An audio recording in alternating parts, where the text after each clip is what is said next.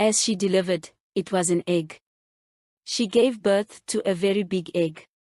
Everybody in the hospital was shocked, but the mystery was that the egg was breathing like there was a baby inside. After several examinations, they discovered that the baby was alive inside the egg. They couldn't break the egg because doing so might kill the baby. Hello guys, this is a true life story that really happened somewhere in Africa. But before we get deeper into the story, please subscribe, like, and share. Don't forget to turn on the notification bell to be notified when we drop another video. Thank you. Once upon a time, in a city in Africa, there lived a couple, a very nice, quiet man named Mr. David and his wife, Mrs. Rose. David and Rose had been married for over 2 years and were yet to have children. However, during those 2 years, Rose had turned David's life upside down. Rose had a hot temper and hardly took corrections. Before David could say one word, Rose had already said 200. Their relationship was toxic. Rose was so aggressive that each time her husband tried to correct her, she might slap him or break down in tears, crying the whole night until he apologized to her, even if she was the one at fault. It was so bad that one time, Rose had a misunderstanding with David. To punish him, she ate a lot of hot spices, even though she knew she had an ulcer, which would be triggered by spicy food. That night, she almost died and was finally rushed to the hospital, all because she wanted to punish David. Another day, Rose threatened to jump off the building and kill herself because David tried to correct her for being rude to their pastor during marriage counseling. When the pastor heard about what Rose did after the counseling, he called David to his office alone. When he got there, the pastor asked him to open the Bible to Proverbs 18 verse 22 and read. David read, "Whoso findeth a wife findeth a good thing, and obtaineth favor of the Lord." The pastor took a deep breath and then said, "David, unfortunately, your wife is named Rose, but I don't think this favor is from the Lord. Please, you and your wife should stop coming for counseling. I don't want to be an accomplice to murder because one day that woman will mistakenly kill you or herself, and you will go to jail for it, and I don't want to be the reason." David was heartbroken. It was like everyone had given up on them, including his own family and Rose's family as well. He now remembered why Rose's family had begged him to marry her and take her away. Her father had even told him he didn't need to pay the bride price and was willing to allow them to marry just like that. So, David, being a very kind-hearted, quiet man, decided to take Rose to dinner and try to speak to her calmly, hoping she would understand the harm she was creating. As they arrived at the small restaurant for dinner, David spoke to his wife clearly. He explained what had been happening and how almost everyone they knew had turned their backs on them because of her character. But Rose started crying and said it was best she ended it all. David tried to comfort her, but she cried even louder, causing a scene, so they left the restaurant. They got into an Uber on their way home. Rose opened the door of the moving Uber, attempting to jump out and kill herself. David saw it in time and held her back. The Uber driver stopped and said he was no longer taking them, not wanting anyone to die in his car. So, he dropped them off by the roadside, and they had to walk the rest of the way home. Thoughts filled David's head, and he made up his mind to leave Rose. Since he married her, it had been one trouble after another. She kept coming to his work to fight with him about personal things, and the company fired him for that. Now he was just a security man, and she wasn't working, so life had become difficult for them since he lost his job. The next day, David packed a few of his things to avoid suspicion as he was leaving for work. He planned to run away because if he told her, she might do something crazy to herself.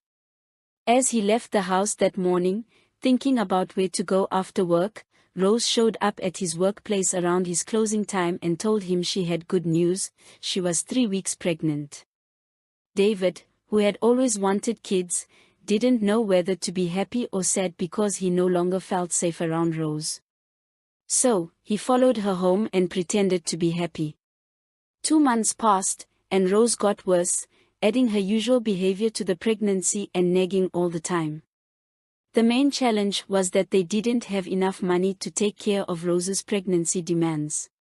One day, Rose went out to borrow money against her husband's wishes. She wanted to start a business and save some money before the child was born. She tried everyone she knew, but nobody wanted to help her until she was advised to meet an old woman named Mama Grace. Mama Grace was an old woman from Cameroon who took care of abandoned children and ran a small NGO. Her first daughter lived outside the country and sent her money all the time. Rose went to beg her for money, and Mama Grace asked her what she needed it for. She said she wanted to start a business to support her husband so they could have some savings before the child was born, and she promised to pay back in 5 months. Mama Grace loaned her the money and told her there would be consequences if she didn't repay it, and Rose agreed. Her husband didn't say a word to her to avoid trouble at home because of her condition. Rose started selling food in the marketplace. She was a good cook, but soon her bad character got in the way. Due to her rude attitude and aggressiveness, she started losing customers daily until nobody bought her food. 5 months passed, and Rose had been hiding from Mama Grace. One day, as she was coming back from the market, she ran into Mama Grace. When Mama Grace asked for her money, Rose started shouting at her and calling her names. The old woman smiled and said, "I don't want the money anymore. You can keep it," and walked away. David didn't get involved or ask her how she got the money or how the business was going. He just kept out of it to avoid putting pressure on her. 9 months passed, and Rose went for delivery.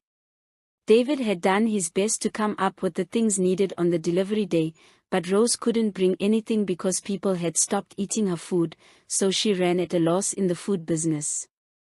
As she delivered, it was an egg, a very big egg. Everybody in the hospital was shocked, but the mystery was that the egg was breathing as if there was a baby inside. After several examinations, they discovered that the baby was alive inside the egg, and they couldn't break it because the baby might die.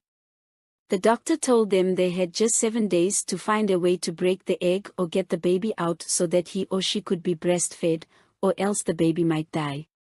As they were discharged, David went to many places looking for a spiritual solution and was told that his wife had wronged someone, which was why the baby was cursed.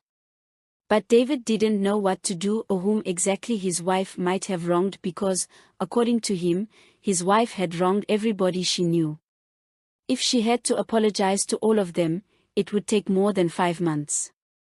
In the heat of the confusion and the community talking about Rose and her mysterious baby egg, Rose remained her usual self, still nagging and shouting at her husband at every chance she got. David tried to make his wife remember who could be so angry with her as to lay a curse on her, but Rose slapped him and said he was pestering her and that she needed to think. The next day, David woke up, packed all his things, and told Rose he was leaving. She threatened to kill herself, and he told her she could go ahead because he was done and left the house. The next morning, it dawned on Rose that she was all alone. All the words her parents, friends, husband, and pastor had said started playing in her head. The words that stood out the most were, "If you continue this way, you will end up alone with nobody to care for you." A day passed, and she broke down in tears, all alone with her breathing egg in the house. She now realized she had been unbearable. She tried to call her husband to apologize, but his number was switched off. So, she decided to go and see the pastor. Later that day, she went to visit the pastor, and after he prayed for her, he told her the same thing her husband had been saying and that all the people he had gone to see had said, that she offended someone. But this time, the pastor added that it was an old woman who had done good for her, and she had paid her back with evil. The pastor said, "We can break this curse, but you need to find that old woman and apologize to her." That was when it clicked. Mama Grace, the Cameroonian woman who looked after abandoned children. By this time, she had 1 day left. So the next day, Rose got ready, and the pastor followed her to see Mama Grace. When they got to her place, Mama Grace told them she didn't want to see them, but the pastor pleaded. Rose was on her knees, begging. Mama Grace said, "I have forgiven her. She doesn't need to return the money anymore." But the pastor continued to speak with her. Rose, who was on her knees, had cried her eyes out. For the first time in her life, she was truly sorry and totally changed due to her situation. After much pleading, Mama Grace said, "I look after children for a living. I know what it means to be a mother. For their sake, I will forgive her." She laid hands on the egg, and it immediately turned into a baby boy. Rose shouted with joy, "I have a boy." She was so happy. She thanked Mama Grace, and from that day on, her life changed. She became a very different person. 6 months went by, and Rose was fully reformed. She helped out at the church and tried to make peace with everyone she had wronged. But her husband's number was not going through. One day, as Rose was sitting with her baby in the living room, the door opened, and her husband, David, came in, well-dressed and looking rich. He came with a car. She immediately went on her knees and started begging him to forgive her for everything she had done. He said he had forgiven her. The pastor had told him all that had happened, and he had come to take his wife and son to the city where he worked. 2 days passed, and Rose and her husband took their son and left for another city to start a new life. The story ends. There are many morals to this story, but I will stick with this: be good and treat people with respect. Bad character pushes people far away from you. I remain Uncle Sam. Stay safe.